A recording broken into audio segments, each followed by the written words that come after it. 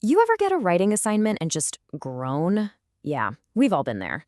But what if I told you there's a secret to making them actually awesome? Well, today, we're cracking that code.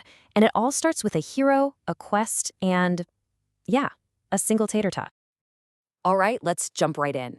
Our story kicks off with this amazing first sentence.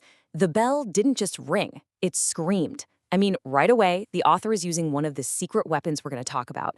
They're giving the bell a human action, screaming. So tuck that away because it's going to be super important later. So that screaming bell, it means one thing. It's time for English class at Northwood Middle School. But hold on, this is not your average, boring class. Oh no. This is basically the setting for an epic quest, handed down by one of the, well, let's just say one of the most extra teachers you can imagine. And here she is, our quest giver, Miss Quill. And trust me, she's not just a teacher, she is a character. Just try to picture this. She's like a whirlwind of clashing scarves, and her glasses, they're hanging from a chain made of, are those tiny bird skulls? Maybe. She is totally over the top, super dramatic, and guess what?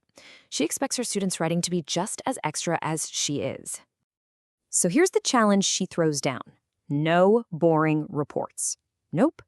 The class has to write something called the epic saga of 6th grade, and it better be a masterpiece. She's talking about writing so creative it basically drips off the page.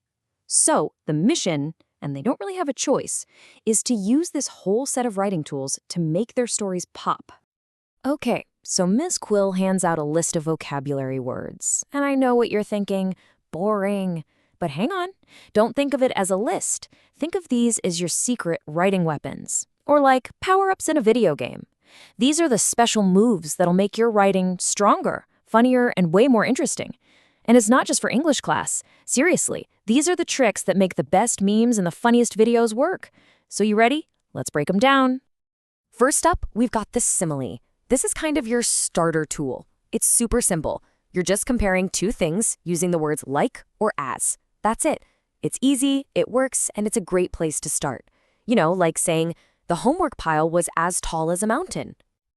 Next, we've got the metaphor. Think of this as a simile that's been leveled up. It's way more powerful. Instead of saying something is like something else, you just flat out say it is that thing. No like or as. It's way more direct. So it's not her voice is like music, it's her voice is music. You feel that? It just hits harder. Hey, remember that screaming school bell from the very beginning? Yup, that was personification. This is the power-up that literally lets you bring stuff to life. The wind can whisper secrets, your phone can glare at you, and yeah, walls can weep in terror. It's such a cool trick to make your writing feel totally alive. All right, now for one of my absolute favorites, hyperbole. This is your go-to move for massive, epic exaggeration. I'm talking you don't just have a lot of homework, you have a million hours of it. The line for lunch wasn't just long, it stretched into the next century. It's the language of memes, right? It's all about going way over the top to make a point or just be hilarious. And last but not least, we have satire. Now, this one's the real big brain power-up. It's where you use humor and exaggeration not just to get a laugh, but to cleverly poke fun at something to make a point. So like making jokes about the cafeteria's mystery meat to show just how questionable it really is. You see this all the time in cartoons and comedy sketches online. It's basically being funny with a purpose. So we've got all these weapons, but how do they actually work in the story? Well, while everyone else in class is moaning and groaning about this assignment, our hero, this kid named Leo, has this amazing flash of genius. And it happens in the most random place you can imagine, the cafeteria. This right here, this is the turning point. Leo spots his chance. He goes up to Miss Quill and asks the one all-important question. Can my story be about anything? And when she says yes, as long as he uses the tools, it is game on. He is not going to write some boring story about getting a good grade. No way. He's about to take this quest and make it his own. And his brilliant idea? What is it? It's not some epic about homework or crushes. Nope. Leo decides he's going to write a eulogy. You know, a super serious, emotional speech for the last tater tot on his lunch tray. A brave hero he decides to name Bartholomew. Okay, but the truly amazing part is how Leo pulls this off. He takes all those supposedly boring writing tools from Miss Quill's list, and he uses them to turn a speech about a fried potato into an absolute comic masterpiece. So just picture it. Leo gets up in front of the whole class, totally straight-faced. He clears his throat and starts his speech like he's giving some huge, important address to the nation. But he's not talking about some famous historical figure. He's talking about a tater tot named Bartholomew. And that contrast, it's instant. And it's hilarious. And what he's using here is one of the smartest tools in the box, irony. See, irony is all about that gap between what you expect and what you actually get.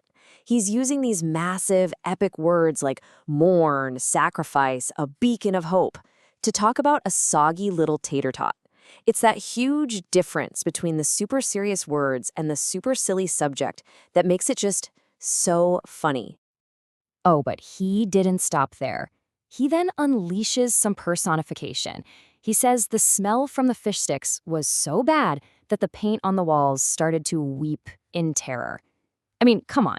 He's giving the paint human feelings, terror.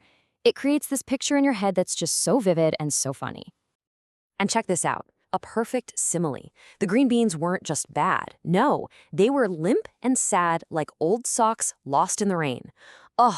You can just instantly picture how gross those green beans were, can't you? He used a simple like comparison to paint this incredibly powerful and, let's be honest, disgusting picture in the best way possible. So what happens? The class just erupts. They go from quiet giggles to full-on belly laughing. Even Miss Quill is wiping a tear from her eye. And here's why it worked so well. Leo didn't just check off boxes on an assignment sheet. He actually understood why these tools exist, and he used them to build something that was really creative, really smart, and genuinely hilarious.